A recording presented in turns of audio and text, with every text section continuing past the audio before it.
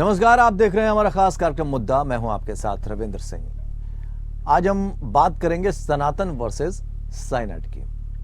दरअसल 2024 लोकसभा चुनाव की पटकथा लगभग तैयार हो गई है। इंडिया गठबंधन के नेता लगातार हिंदू धर्म के खिलाफ जहर उगल रहे हैं। सनातन धर्म को लेकर विवादित बयान दे रहे हैं। कभी सनातन धर्म को टारगेट कर रहे हैं तो कभी धार्मिक ग्रंथ रामचरितमानस को लेकर। बिहार के शिक्षा मंत्री चंद्रशेखर यादव ने तो रामचरितमानस को पोटेशियम साइनाइड से इसकी तुलना कर दी। धर्म पर जिस तरह बयान विपक्षी नेताओं के जरिए दिया जा रहा है, इसका काउंटर सत्ता पक्ष की तरफ से भी हो रहा है। सत्ता पक्ष इस मुद्दे को 2024 के लिए एक ब्रह्मास्त्र के तौर पर इस्तेमाल करना चाह रही है। ऐसे में सवाल उठता है कि क्या 2024 के लिए पटकथा तैयार हो गई है? इस बार भी चुनावी संग्राम में धर्म का ही कार्ड चलने वाला है। बेरोजगारी, महंगाई, शिक्षा, स्वास्थ्य, विकास, ये मुद्दे अब गौड़ हो जाएंगे। 2024 के रण में अगर ऐसा होता है तो इसके लिए कौन जिम्मेदार होगा? आज हम इस सवाल का जवाब तलाशेंगे, लेकिन उससे पहले खबर देखते हैं।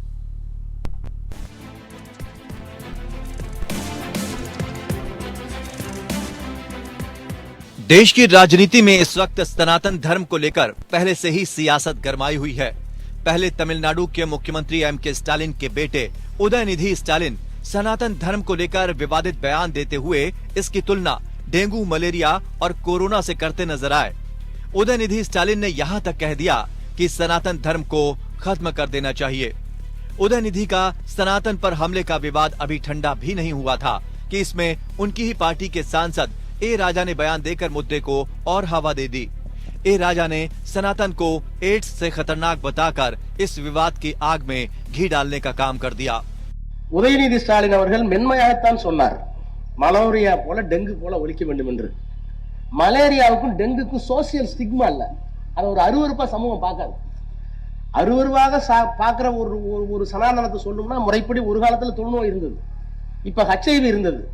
अब सनातन पर जारी विवाद के बीच बिहार के शिक्षा मंत्री डॉक्टर चंद्रशेखर ने एक विवादित बयान दे डाला है। डॉक्टर चंद्रशेखर ने रामचरितमानस को लेकर ऐसी टिप्पणी कर दी है जिसके बाद अब उनके खिलाफ लोगों का गुस्सा भड़क गया है। चंद्रशेखर सिंह ने कहा कि रामचरितमानस में पोटेशियम साइनाइड है। ऐसे में जब तक ये रहेगा तब तक इसका विरोध होता रहेगा।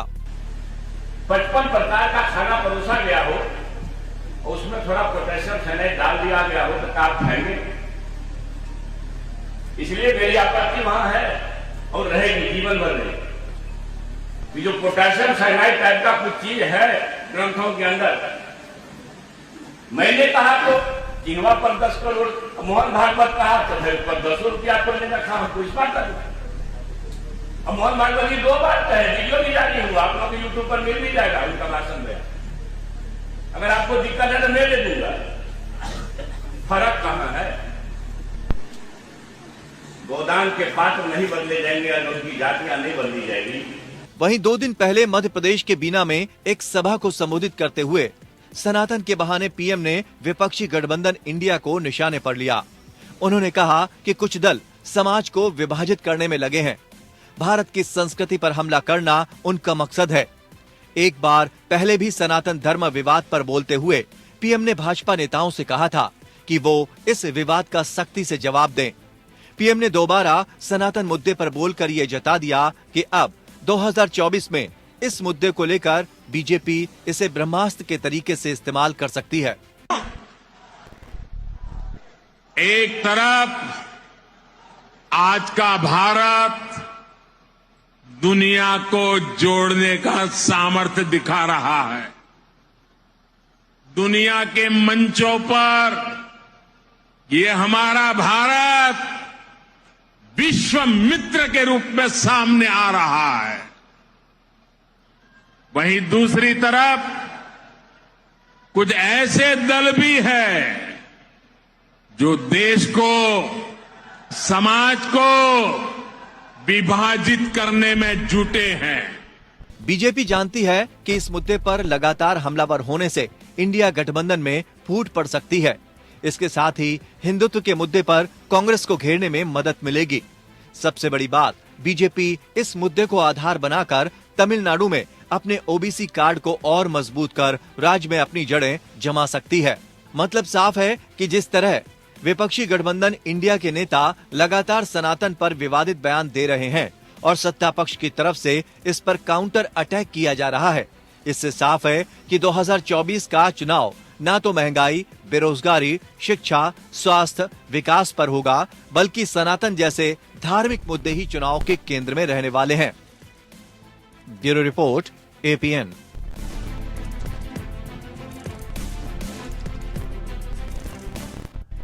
अब वो समय तो रहा नहीं जब किसी ने बयान दिया तो अखबारों में, प्रिंट मीडिया में छप जाता था।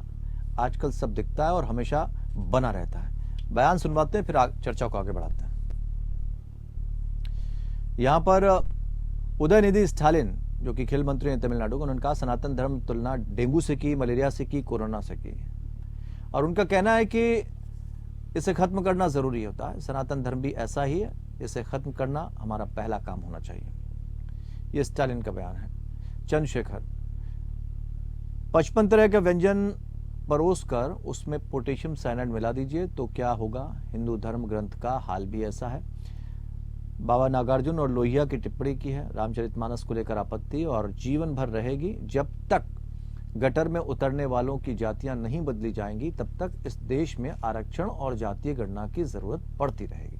ये चंद्रशेखर यादव, शिक्षा मंत्री जो है, उनका बयान है बिहार के। इसके अलावा उन्होंने कहा कि मनुस्मृति में समाज की 85% आबादी वाले तबके के खिलाफ गालियां दी गई हैं। रामचरितमानस के उत्तरकांड में लिखा है कि नीच जाति के लोग शिक्षा ग्रहण करने के बाद सांप की तरह जहरीले हो जाते हैं। एक युग में मनुस्मृति, दूसरे युग में रामचरितमानस, तीसरे युग में गुरु गोवलकर का बंच ऑफ थॉट, ये सभी देश को, समाज को नफरत में बांटते हैं। नफरत देश को कभी महान नहीं बनाएगी, देश को महान केवल मोहब्बत ही बनाएगी। ये दो बयान हमने आपको, जो बड़े बयान थे जहां से ये पूरी चर्चा शुरू हो गई, और उसके बाद इस मुद्दे को बनाने के लिए प्रधानमंत्री ने भी इशारों में कुछ कह दिया। तो अब क्या ये माना जाए कि बड़े मुद्दे देश के वो पीछे छूट जाएंगे और सनातन पर और साइनाइड पर बहस होगी?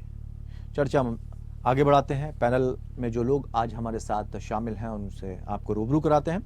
आरके मिश्रा जी, प्रवक्ता भारतीय जनता पार्टी, हमारे साथ जुड़े हुए हैं। बहुत बहुत स्वागत सर आपका। संदीप त्रिपाठी, नेता कांग्रेस। संदीप जी, बहुत बहुत स्वागत आपका। आजाद गांधी, महासचिव हैं आप आरजेडी के, आप भी हमारे साथ चर्चा में शामिल हैं। आप तीनों मेहमानों का सर बहुत बहुत स्वागत। आजाद गांधी जी, आपसे शुरुआत करना चाहेंगे।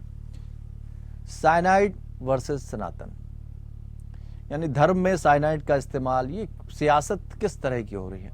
शिक्षा मंत्री हैं, इस तरह के बयान देना कितना उचित है? जैन साहब, जो शिक्षा मंत्री का जो बयान था, जो रामायण को रामचरितमानस की तुलना साइनाइड से की, इस पर जो है हमारे नेता आदरणीय तेजस्वी यादव जी ने काफी इस मुद्दा को गंभीरता से लिया है और कहा कि इस तरह से नेताओं को इस तरह के बयान से बचना चाहिए। हम लोग भी इस पर काफी चिंतित हैं कि इस तरह का जो है बयान उनको नहीं देना चाहिए। हमको लगता है कि अब निकट भविष्य में इस तरह की बातें नहीं होगी। जहाँ तक रहा सनातन धर्म की बात है, तो सनातन धर्म जो है दो भागों में बट गया जैन साहब। सनातन, अगर एक सनातन रहे तो कहा जाए, यहाँ दो सनातन हो गए। आजाद जी, मेरा नाम रविंद्र सिंह है। मैं रविंद्र जी। तो रविंद्र जी, यहाँ सनातन जो है दो भागों में बटा हुआ है। एक जिसको सनातन कहते हैं, जिसको कहते हैं वंचित वर्ग, वंचित समाज, जिसको मंदिरों में प्रवेश पर रोक लगा दी गई है, रोक लगा रहा है। अगर कोई नीच वर्ग का लोग ऑफिस में जाता है, मंदिर में जाता है, तो उस मंदिर को धुलाया जाता है। खाली पता चलना चाहिए ये वंचित वर्ग का लोग है, नीच समाज से लोग नहीं। तो इसमें एक बात थोड़ा समझना चाहेंगे। एक मिनट आजाद जी, सनातन धर्म दो भागों में बटा है, ये कहना उचित है, या समाज को दो भागों में बांट दिया गया है, ये कहना उचित है? धर्म अगर धर्म, तो मेरा धर्म को लोग दो भाग में बांटे, हमने बांटे हैं। लोग जो है जो जिस देश दुनिया में धर्म का मतलब तो धारण करना है ना सर। धर्म का मतलब तो धारण करना है, और सनातन का मतलब शाश्वत है, जो सत्य है। अगर सूरज पूरब से निकलता है तो सूरज पूरब से निकलता है, किसी धर्म तो का हम कोई इस भी बात व्यक्ति नहीं कह सकता कि वो हम इस पश्चिम से बात- निकलता है। इस बात कि सनातन धर्म में ये चर्चा है कि सूरज पूरब से निकलता है, लेकिन इन लोगों से, जैसे कि अभी हमारे आर.के. मिश्रा जी जो भारतीय जनता पार्टी के प्रवक्ता हैं, उनसे जरूर एक सवाल किया जाएगा कि आज जो पूरे दुनिया में जो सनातन धर्म विश्व गुरु के नाम से जाना जाता था, इसकी पहचान चाइना हो, ऑस्ट्रेलिया हो, अमेरिका हो, अब जब हम देखिएगा अमेरिका में अभी खुदाई चल रही है, पुरातत्व विभाग अमेरिका ने खुदाई की है, तो उसमें सनातन धर्म का अवशेष मिला है। अभी हाल के दिनों में लंका में सनातन धर्म का अवशेष मिला, चीन में मिला, जर्मनी में मिला। इससे साफ जाहिर होता है कि सनातन धर्म पूरे दुनिया का बादशाह था। आज आप बताइए रविंद्र भाई कि आज लेकिन जब सनातन धर्म स्टालिन साहब ये कहते हैं कि इसको खत्म कर देना चाहिए, डी राजा साहब हम सपोर्ट लोग करते हैं, उसके बाद शिक्षा मंत्री इसको देखिए, साइनाइड बता देते हैं, तो इतना साइनाइड पुराना बता धर्म दे- सबको पता है, उसके बावजूद इस तरह के बयान दिए जाते हैं। न हमारा ये कि लोगों को तकलीफ है थोड़ा सा, जो स्टालिन का बोलने का लैंग्वेज भले अलग हो, लेकिन उसके भीतर की जो मंशा है, वो मंशा समझने की बात है कि आखिर इस तरह का इस भारत में जहाँ हिंदू प्रधान देश है, और इस हिंदू प्रधान देश में वो वर्गीकृत क्यों हो रहा है। ठीक है, समान ठीक है, अधिकार जवाब ले मिलना लेते हैं। चाहिए कि नहीं। आर.के. मिश्रा जी से जवाब दें। आर.के. मिश्रा जी, जी जी, कैटेगराइज क्यों कर दिया गया? रामचरितमानस का जो उदाहरण दिया गया, इस तरह की चीजों में एक समाज को, सनातन धर्म में तो सब समान है, और अगर 4 वर्णों में राजा मनु के जरिए बांट दिया गया, तो 4 वर्ण में से किसी को भी ऊंचा नीचा तो नहीं कहा गया ना। उसमें तो यह कहा गया कि अगर शूद्र में भी कोई विद्वान है तो वो शूद्र वर्ण में रहेगा ही नहीं, काउंट नहीं होगा। विरोधाभास क्यों है? रविंद्र जी, आपने बिल्कुल सही कहा। हाँ, आपने बिल्कुल सही कहा, जो उन्होंने जिस तरह से ब्राह्मण, क्षत्रिय, वैश्य, शूद्र की आपकी जहाँ तक आपने बात की, निश्चित तौर पर समाज, ये तो राजा मनु के द्वारा दी गई एक पहली व्यवस्था है संसार की, समाज की, जिसमें 4 वर्णों में से किसी को भी छोटा नहीं बताया गया है, सबकी भूमिकाएं बांट दी गई थी। उसको इस तरह से अगर परोसा जाएगा जिसमें लोगों को ये लगेगा, समाज के कुछ लोगों को, कि भाई हमारे तो हित सध ही नहीं रहे हैं, हमें तो नीचा ऊंचा करके बांट दिया गया है, तो सियासत का ये खेल ऐसा क्यों चल रहा है? रविंद्र जी देखिए, उन्होंने कर्म के आधार पर सारा कुछ किया था, ठीक है, ये नहीं था जो कि जातिगत। आज एक चीज बताइए, इस देश के अंदर में या किसी भी प्रदेश के अंदर में जातिगत जनगणना कौन कराना चाह रहा है? क्या केंद्र में जो बैठी सरकार है वो कराना चाह रही है? नहीं, वो तो तब है ना मिश्रा जी, वो तो तब है ना जब केंद्र की ड्यूटी वो अपनी पूरी नहीं कर रही। आ रहा हूँ विषय पे आ रहा हूँ। 10 सेकंड दीजिए, मैं सब जी, बात जी। हाँ जी, देखिए, जिस तरह से हाँ। ये बयान आ रहे हैं, चाहे उदयनिधि का बयान हो, चाहे ए राजा का बयान हो, जनतानंद जी का बयान हो, चाहे चंद्रशेखर का बयान हो, या स्वामी प्रसाद मौर्य जैसे जो व्यक्ति हैं, जो अपने आप को बड़े ही प्रकांड विद्वान समझते हैं, उनकी तरफ से जो भी बयान आया है, ये आप क्या समझते हैं? क्या इससे जनता आहत नहीं हुई है? हो सकता है आप जो विषमताएं हैं उसकी आड़ लेकर के आपका 140 करोड़ जनता का मनोभाव आप नहीं पढ़ना चाहेंगे? क्या इस तरह से आप धर्म को आप अपने राजनीतिकरण करने की कोशिश करेंगे? हमारे ऊपर आरोप लगते थे, आरएसएस और भाजपा जो है इसके अंदर में धर्म से देश को बांट करके, जाति समाज को बांट करके ये अपना राजनीतिकरण कर रही है, राजनीति रोटी सेक रही है।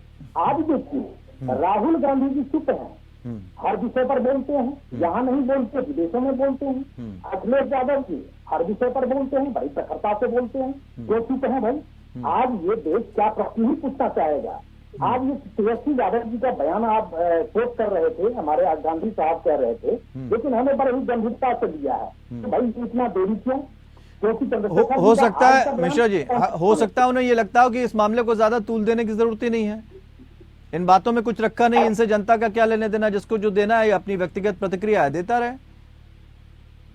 अगर एक चीज बताइए, आज अगर कोई, इससे पहले हम लोगों ने देखा था, नहीं, प्रधानमंत्री जी बड़े ही मौन हैं, बड़े ही चुप हैं, हर विषय को लेकर के कहते थे। क्या हमें प्रश्न नहीं पूछने का अधिकार है? तो आज राहुल गांधी जी क्यों चुप हैं? क्या अखिलेश यादव जी क्यों चुप हैं? ठीक है, इतनी देरी क्यों? तेजस्वी यादव ठीक है। का संदीप त्रिपाठी जी जवाब दीजिए। आप अहम मुद्दों पर, बड़े मुद्दों पर जवाब भारतीय जनता पार्टी से मांग लेते हैं, प्रधानमंत्री से मांगना शुरू कर देते हैं सारे के सारे लोग मिलकर। आपके गठबंधन में एक एक करके नेता इस तरह के बयान देते जा रहे हैं, राहुल गांधी चुप्पी साधे हुए हैं। दो तरफा क्यों ये व्यवहार हो रहा है? जी, अब तो बोलना चाहिए ना सोनिया जी को भी और राहुल गांधी को। देखिए, सनातन के संबंध में अभी आपने ये कहा कि वहां से मैं बात की शुरुआत करना चाहूंगा कि सूर्य निकलता है तो पूर्व से निकलता है या सनातन है? सर, मैं डिसएग्री हूँ और क्यों मैं बता दे रहा हूँ। अरे सर, आप पूरी बात तो सुनते नहीं हैं।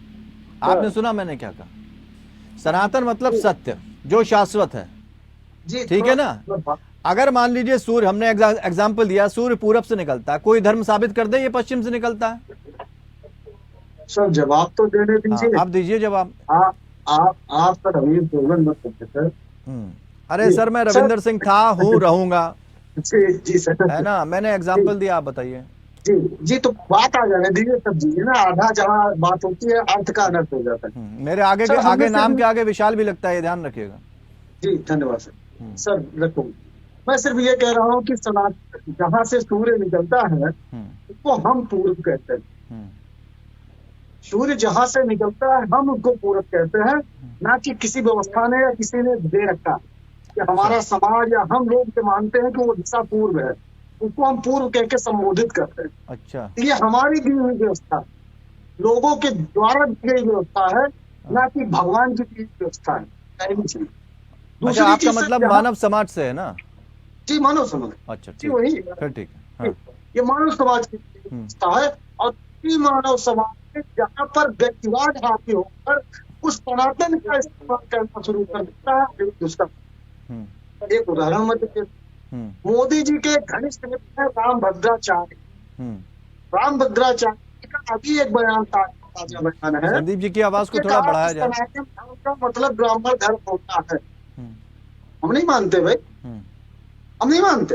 ब्राह्मण है लेकिन ब्राह्मण धर्म, इस पर जब उनसे बात की जाती है तो आए बात लगते हैं। मोदी जी की बात है सर, तो मैं सर बता देता हूँ। अभी सर दो बातें चल रही, एक चंद्रशेखर जी की, एक स्टालिन। सर अपने उत्तर प्रदेश के निवासी हैं और एक उत्तर प्रदेश में मंत्री संजय निषाद पार्टी के।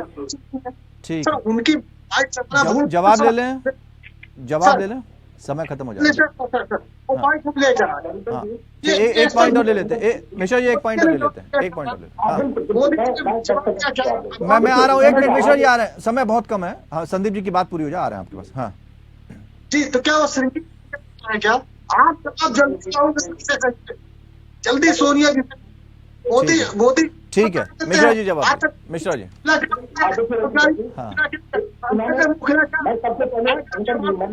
संदीप जी आप जवाब ले लीजिए। ठीक है संदीप जी, जवाब लेने दीजिए। देखिए आप जवाब ले लेने दीजिए। रविंदर जी, मैंने एक प्रश्न किया था, मात्र एक प्रश्न किया था, जो कि राहुल गांधी जी चुप क्यों?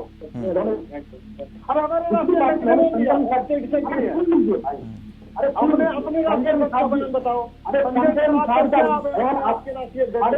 संदीप जी, आपने कहा है संजय निषाद का बयान कहा है, लेकिन संजय निषाद जी अपने बयान पर कायम नहीं है। अरे सुन लीजिए भाई, सुन लीजिए। संदीप जी, दूसरे व्यक्ति को अपनी बात रखने दीजिए, है ना? नहीं तो आपको मौका देंगे, आप बोलिएगा, उसमें क्या है। हाँ ठीक है।